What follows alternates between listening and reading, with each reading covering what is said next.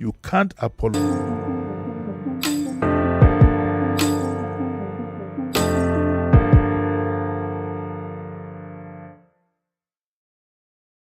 Quadri.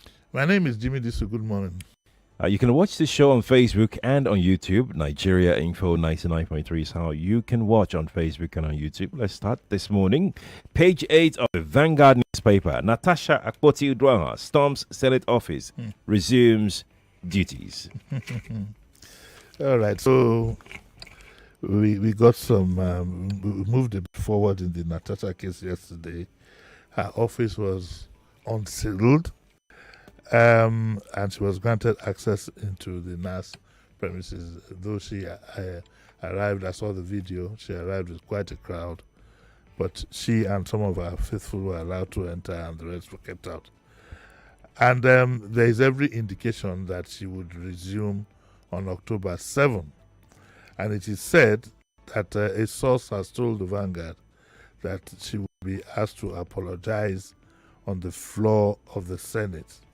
But guess what? She remains defiant and says, I'm not going to apologize, and I respect her for that. Who is she apologizing to? And for what? Listen to what she says here. She says that I'm going to be quite limited with what I'll say. Okay, in weeks to come, I'll have more to say. So I'm actually worried as to what apology they expect from me. You can't apologize for an injustice.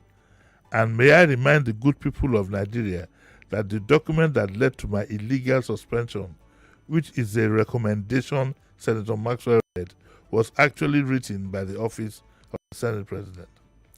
The signatures that endorsed the recommendations were not willful signatures. There was only a tender sheet that was attached. That means the entire document that read and pronounced my suspension was listed with fraud.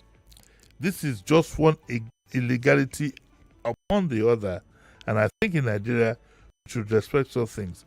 I think it's actually appalling that such amount of illegality and fraud can occur in the National Assembly.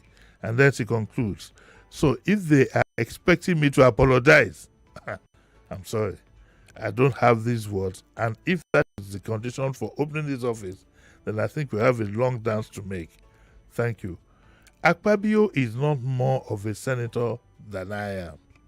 This is the truth. How much have we had to face and sacrifice in the past 6 months and survive? Happened in the full glow of Nigerians. We survived the blockade of roads and waterways into Kogi. We had to fly in using the helicopter. We survived the blackmail from the so-called woman. This is another word. I don't want to be part of any of this thing. But it talks about the woman on Facebook. You know, it's amazing what we had to survive. I give God the Almighty the glory and my deepest appreciation, and so on and so forth. And she says there is still hope for Nigeria. I respect this woman. However, I would caution that she tread carefully so that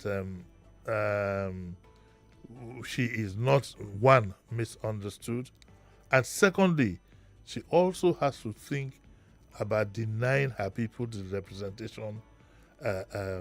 They've been denied for about 6 months now, and that is quite heavy. So she also has to think at the end of the day that it's not just about her, it's not just about women folk, but it's also about the people that she represents that are being denied representation. So she needs to put these things in a balance. But it's not over yet, apparently. Yes, indeed. Yes, indeed. And by the way, excuse me, the Senate, they are on 2-week recess, I think so. Yeah, it was extended. Extended by 2 weeks. So, yeah, let's see what happens when the Senate finally resumes. Do you think they're buying time by doing that? No, I don't think so. I don't think so. No, I don't so think why so. was it extended? I don't know the reason given, but there's got to be a reason. Reason given is different from what you think could be the reason. So there was a reason. There must be a reason. Yeah, exactly. So there must be a reason. I mean, it's what they... I suspect that they want to see what they can do within the 2 weeks.